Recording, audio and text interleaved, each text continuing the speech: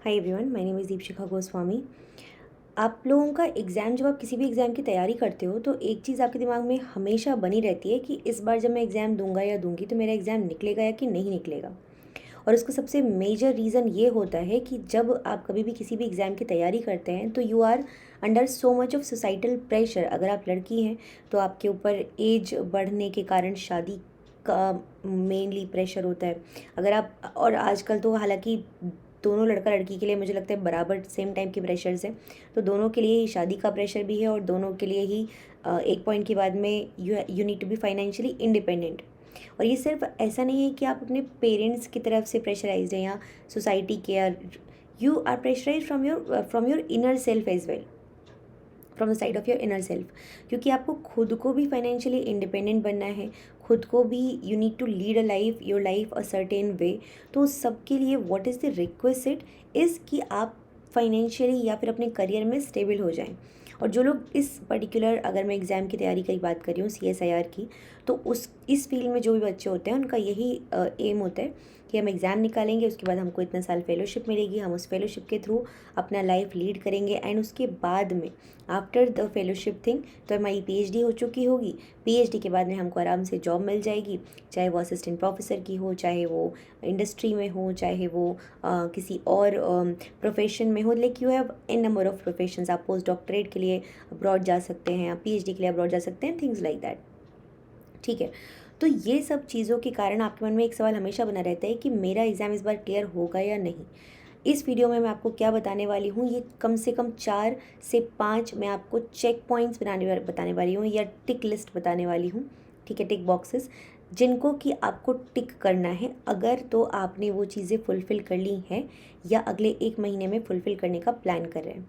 और अगर नहीं कर रहे हैं तो आपको क्या करना होगा, आपको एक बहुत सिंपल काम करना होगा कि जो अगर आपने टिक नहीं, मतलब आपका टिक नहीं हो रहा है, तो आपको अपने दिमाग में ये चीज़ क्लियर रखनी है कि या तो मैं इनको कंप्लीट कर लूँ इन टास्क को, अदरवाइज़ मेरा एग्ज़ाम नहीं निकल रहा है। उसके चांसेस बहुत ही कम है। मतलब वो फिर मिरेकल्स और ऐसा कुछ हो जाए उसकी बात मैं नहीं कर रही हूँ, या जादू की बात मैं नहीं कर रही हूँ। यहाँ पे मैं एक बहुत ही प्रैक्टिकल बात कर रही हूँ, प्रैक्टिकल अप्रोच के साथ में, कि ये तैयारी रहेगी तो ये रिज़ल्ट आप एक्सपेक्ट कर सकते हैं। ठीक है, बिकॉज और मैं उन सिचुएशंस की बात भी नहीं कर रही हूँ कि सर्वर नहीं चला एग्ज़ाम में, लैपटॉप नहीं चला, तो शायद आपका दिन ही नहीं है फिर, है ना। मैं बात कर रही हूँ आप प्रॉपर तैयारी के साथ जा रहे हो और वहाँ पे एग्ज़ाम दे रहे हो तो आप क्या एक्सपेक्ट कर सकते हैं।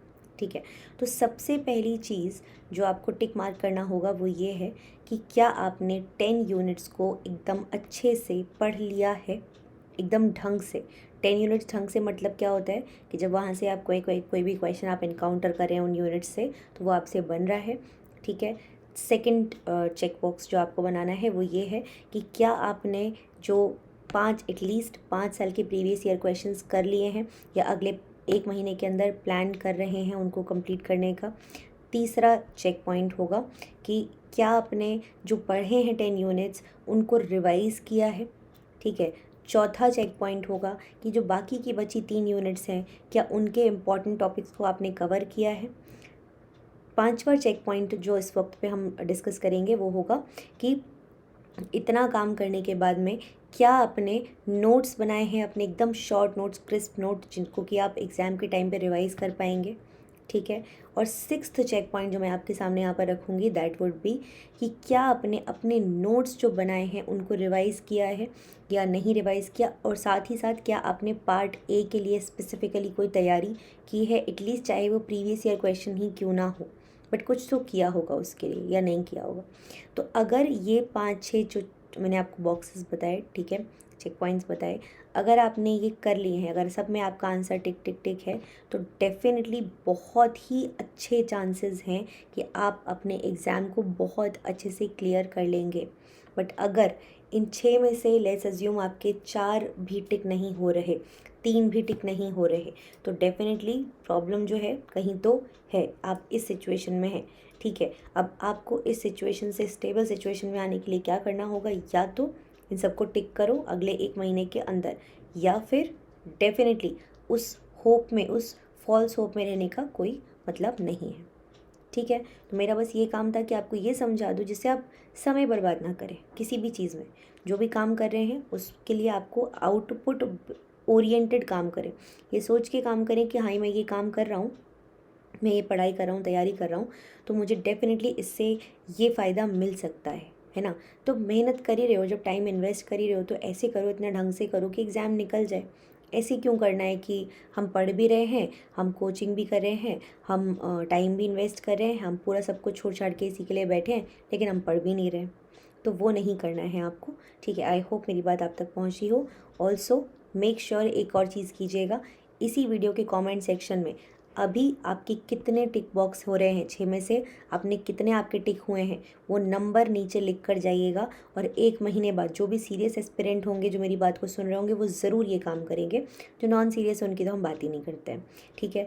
तो जो बच्चे यहाँ पर सीरियस एस्पिरेंट्स हैं, जो वाकई में एग्ज़ाम निकालना चाहते हैं, अपनी लाइफ में कुछ अच्छा करना चाहते हैं, वो ये करेंगे कि यहाँ पर कमेंट सेक्शन में लिखेंगे कि आउट ऑफ 6 उनको कितने टिक बॉक्सेस उन्होंने टिक किए हैं, ठीक है। और अगले एक महीने के अंदर, मतलब अप्रैल ख़त्म होने पर आपका कितना आपने उसको कवर कर लिया है। कुछ बच्चा हो सकता है 2 से 6 पे पहुंच जाए, ठीक है। ये कम्प्लीटली आपके ऊपर डिपेंड करता है, आपकी क्षमता, आपकी काबिलियत के ऊपर। Okay, this is all about it from my side. अपना ख्याल रखिए, take care everyone. Marathon session आपका नेक्स्ट वीक होगा, ठीक है। तब तक के लिए अपना बहुत बहुत ख्याल रखिए और बहुत मेहनत से पढ़ाई कीजिए। Will see in the next session very very soon. Bye bye.